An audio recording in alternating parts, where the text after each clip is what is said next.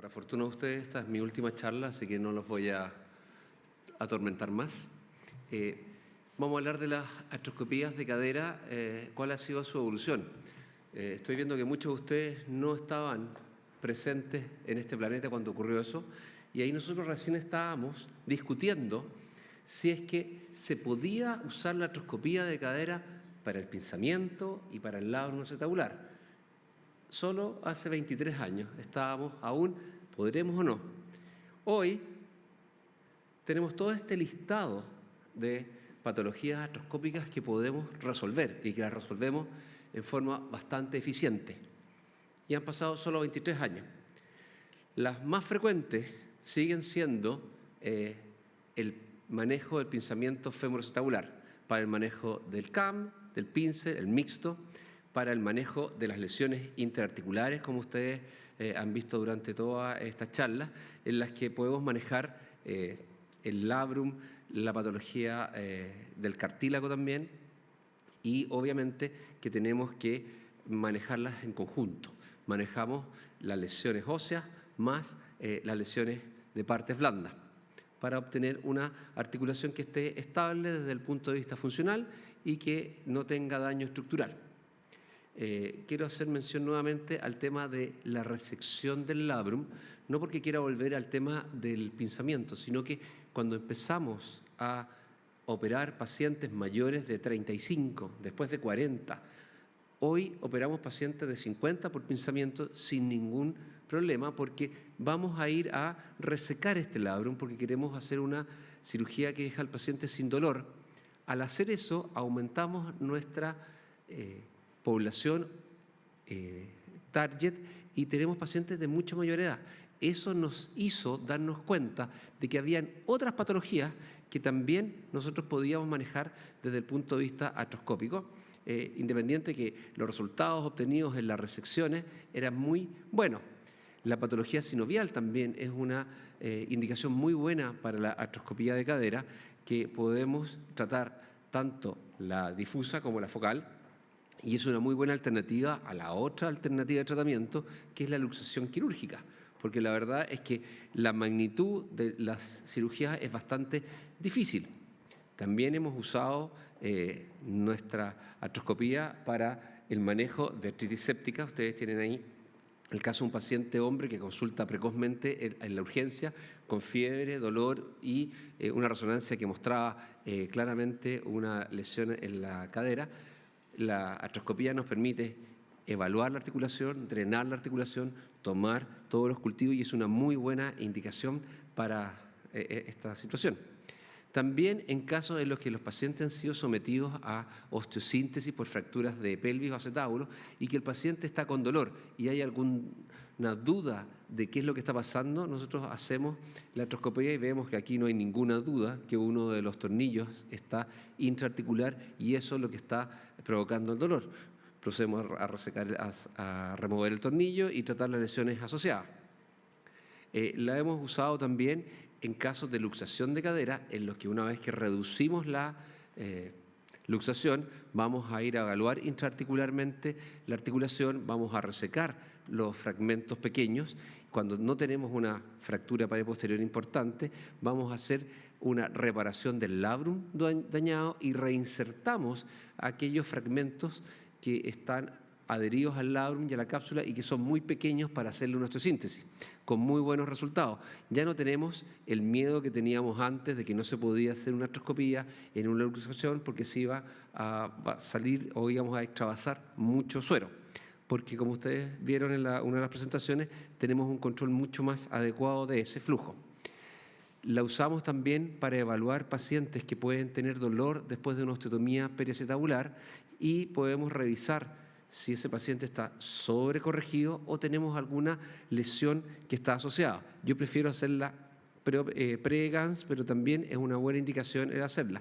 Aquí tenemos una paciente que yo operé, que comenzó con dolor al año de evolución y la verdad es que le hicimos una revisión de la articulación y ustedes ven cómo tiene un gran daño de la cabeza femoral y a pesar de que estaba todo bien, no había ningún tornillo interarticular, la evaluación de esa articulación nos muestra que ese cartílago de la cabeza femoral ya está perdido, por lo tanto, la indicación de esa paciente ya ahora es una prótesis de cadera.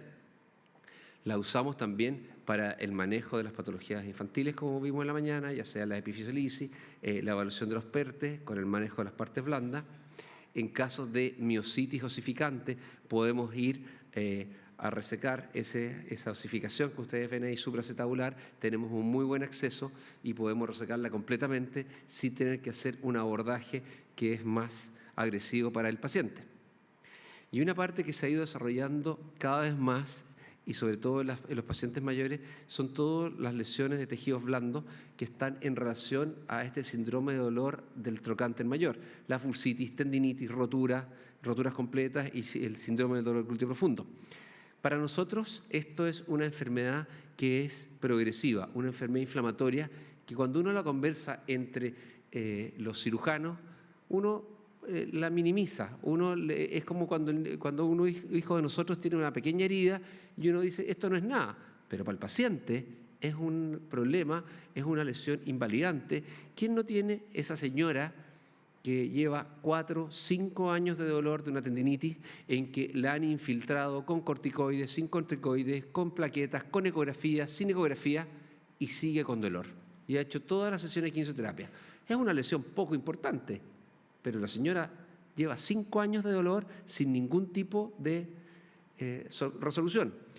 Y estoy hablando que todas estas lesiones, su manejo inicial es conservador, pero una vez que estos pacientes han pasado más de 6 meses o más de 3 vueltas de tratamiento, yo creo que nosotros debemos ofrecerle algo más efectivo.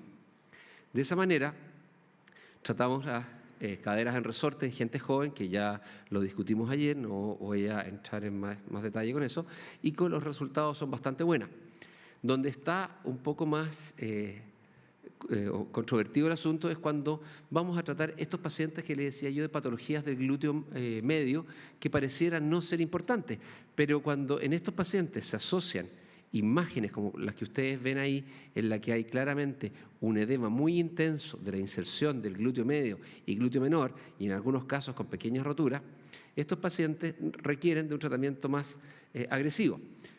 Las banderas rojas que nosotros tenemos que ver en estos pacientes, además del tiempo de evolución y de la falla del tratamiento, son pacientes que tienen una historia larga de evolución o pacientes que cambian violentamente el patrón del dolor, tienen Trendelenburg o su dolor empieza a ser más difuso. Estos pacientes habitualmente se van complicando y ya entran en un círculo vicioso. Tan vicioso que no. ¿Cómo lo seleccionamos? Lo seleccionamos de acuerdo a la historia y las resonancias, las imágenes de resonancia son muy contundentes y son muy útiles. Yo no hago para estos pacientes ecografías porque la ecografía muestra lo mismo que muestra la clínica y uno no es capaz con la ecografía de definir el porcentaje de la lesión o de la rotura del tendón del glúteo medio, porque para nosotros es importante definir si hay solo una tendinitis o si hay una rotura parcial o una rotura total. Y dentro de las roturas parciales, si es más de un 25% o es menos de un 25%.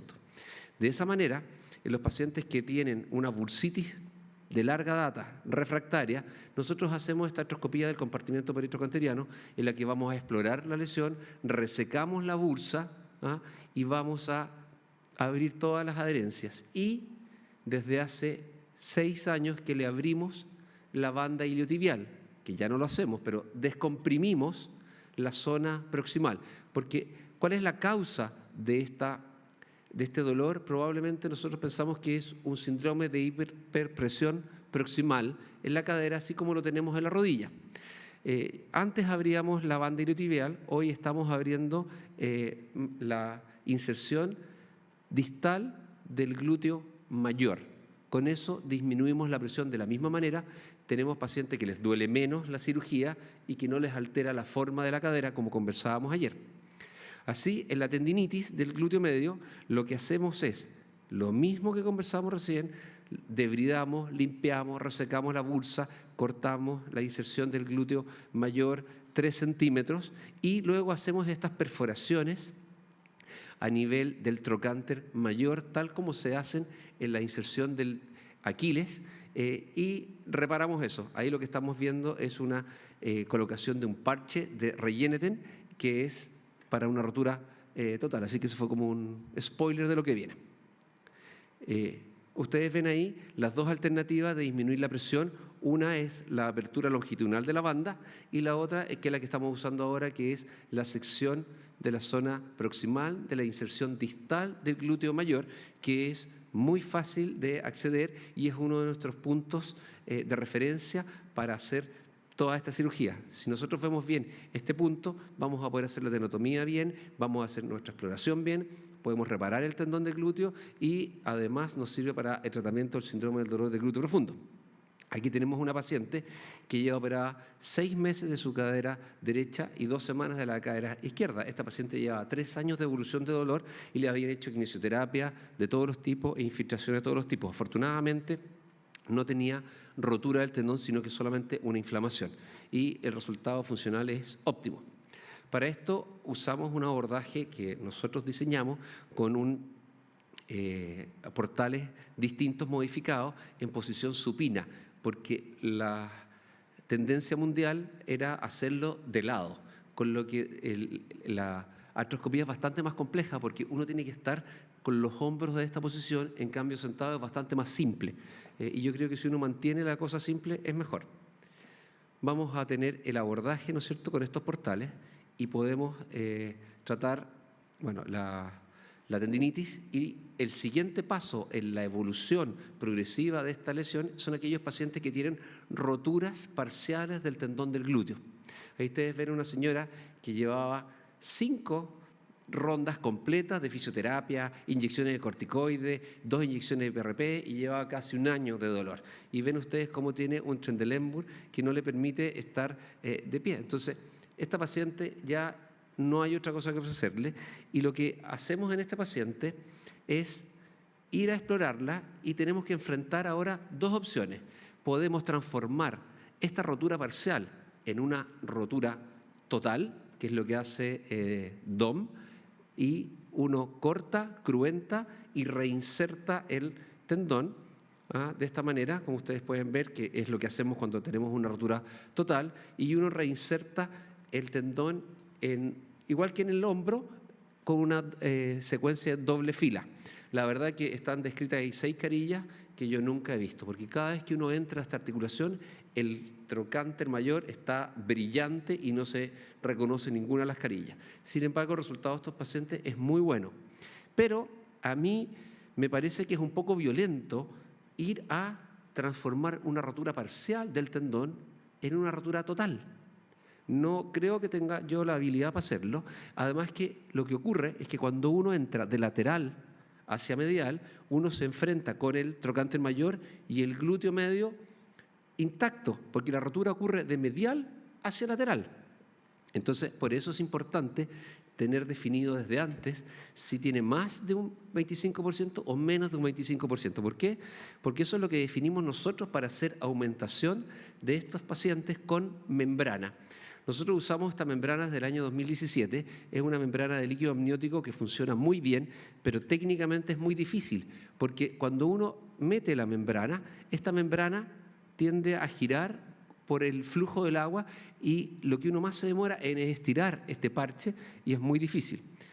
Y empezamos a usar el año 2019 este parche que está diseñado para el hombro, es de Smith & Nephew, que es muy simple, muy fácil de colocar y muy amigable para el cirujano.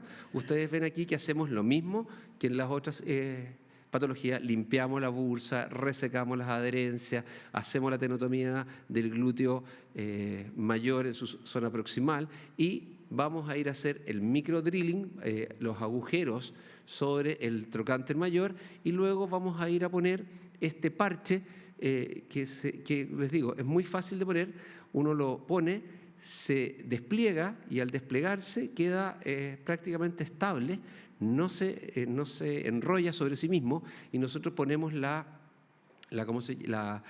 grapas que vienen diseñadas especialmente, que es como una corchetera pero larga. Ustedes ven ahí que estamos fijando la aguja, tiene un montón de pasos que los hemos simplificando, pero buscamos la zona del trocante y del tendón que se ve con algún grado de daño y luego desplegamos el parche que se despliega y queda estable. La verdad, como ustedes ven, uno usa una mano. Le pedimos al ayudante que lo mantenga en posición mientras usamos la cámara con una mano y con la otra mano disparamos estos corchetes que son bioreabsorbibles y que andan muy bien. Aquí tenemos una paciente que ella tenía una lesión de las dos caderas y que está caminando sin ningún problema. Miren ustedes cómo la lesión preoperatoria del tendón desaparece en el postoperatorio. Hemos visto un muy buen resultado en estos pacientes y lo único que queda en la resonancia de control a los 6 meses, y este es un estudio que vamos a publicar, es la bursitis secundaria a nuestro abordaje, a nuestra cirugía. Pero son todos pacientes que recuperan la marcha. La paciente está a las 2 semanas del postoperatorio caminando y están súper contentas y vienen y llegan a la consulta y lo que quieren hacer es hacer la gracia y mostrarme, no me duele nada, todas caminan sin los bastones, se me pasó el dolor, doctor, miren. Y esta es una paciente que no podía caminar. Yo creo que más que la membrana es la liberación de las partes blandas, la eliminación del dolor y probablemente las perforaciones. Y aquellos pacientes que tienen más del 25% les ponemos la membrana. Los que tienen menos no se la ponemos por un tema de costo, porque es realmente cara. Así que tratamos de racionalizar el uso de eso. Otra cosa que está muy en boga es el síndrome de dolor del glúteo profundo. Es una patología que aún no está bien consensuada cuál es su etiología, ni cuál es su manejo, ni cuál es su presentación. Para nosotros, que llevamos harto tiempo haciendo esto y que acabamos de publicar un trabajo, son aquellos pacientes que pueden tener desde los 25 hasta los 88 años, que tienen una ciatalgia proximal en el muslo y que es fundamentalmente sentado. No es el paciente que le duele el ciático acostado ni de pie, sino que cuando está sentado. Son pacientes que entran a la consulta, se sientan y a los 2 minutos se paran, se cambian o a veces no se quieren sentar, porque como han estado en la consulta en la sala de espera esperando 10, 15, 20 minutos, ojalá eso en realidad 1 hora probablemente, ya no se pueden sentar. No tienen déficit sensitivo, no hay déficit motor, todos los exámenes son normales, la resonancia lo que arroja habitualmente son pequeñas tendinitis o pequeñas bursitis, pero su cuadro clínico es totalmente distinto al paciente que tiene la bursitis sola, porque el de la bursitis le duele de lado, cuando se acuesta de lado, a este le duele sentado. Nuestra hipótesis, y en eso realizamos el trabajo que después lo publicamos ahora, es que es un atrapamiento mecánico en el que las fibras, las bandas fibrovasculares van a ir a restringir la movilidad del nervio ciático. Ustedes recuerden que el nervio ciático se mueve casi 2 centímetros cuando está recto uno o cuando flecta la cadera. El nervio ciático excursiona 2 centímetros y esos 2 centímetros le alcanzan para no quedar en tensión máxima cuando está sentado. Pero cuando están estas bandas, rigidizan este nervio y no se puede mover y por eso se produce un dolor más bien isquémico. Nosotros hacemos el mismo abordaje, hacemos la misma secuencia, vamos a liberar todas estas adherencias para poder encontrar el nervio ciático y una vez que estamos liberando en estas bursitis y nos vamos del compartimento peritrocanteriano hacia el compartimento posterior donde está la bursa subglútea mayor, vamos a encontrar, ustedes ven ahí cómo empieza a aparecer el espacio, ¿no es cierto?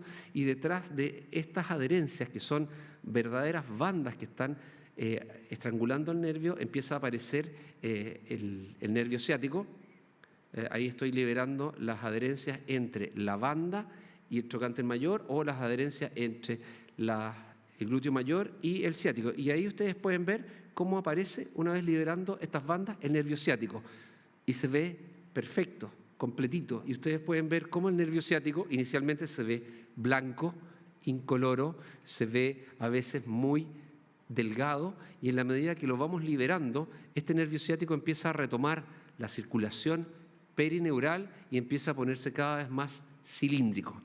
Ahí se ve claramente, y somos capaces con este abordaje de explorarlo desde la salida de la escotadura ciática prácticamente hasta el tercio medio del muslo. Por lo tanto, lo exploramos completamente.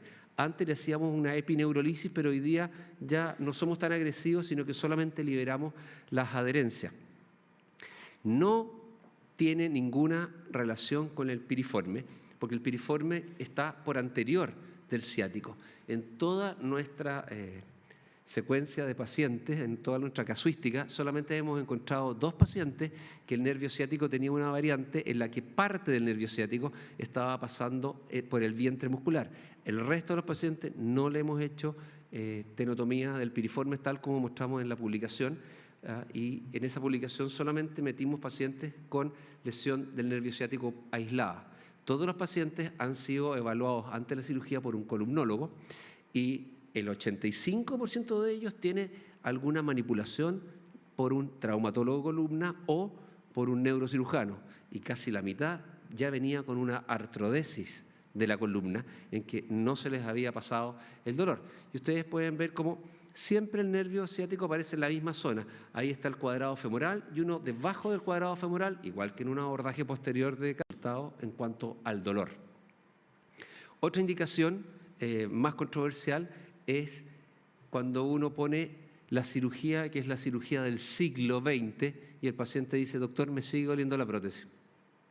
Entonces, esos pacientes, especialmente en aquellos que tienen adherencias o que tienen mucha fibrosis o que tienen esa retracción en el muslo en relación a la banda iliotibial, y en aquellos que hemos visto que le hemos aumentado demasiado el offset, nosotros hacemos una artroscopía, liberamos toda esta adherencia, y en los pacientes que tienen un offset muy acentuado vamos a hacer una liberación también de la banda iliotibial. Nos permite también tomar cultivos, porque nunca podemos estar 100% seguros que no se trata de una infección, pero los resultados que hemos tenido han sido muy buenos asociando la artroscopía en estas prótesis dolorosas. Quiero agradecerles por la atención y por la invitación. Muchas gracias a todos.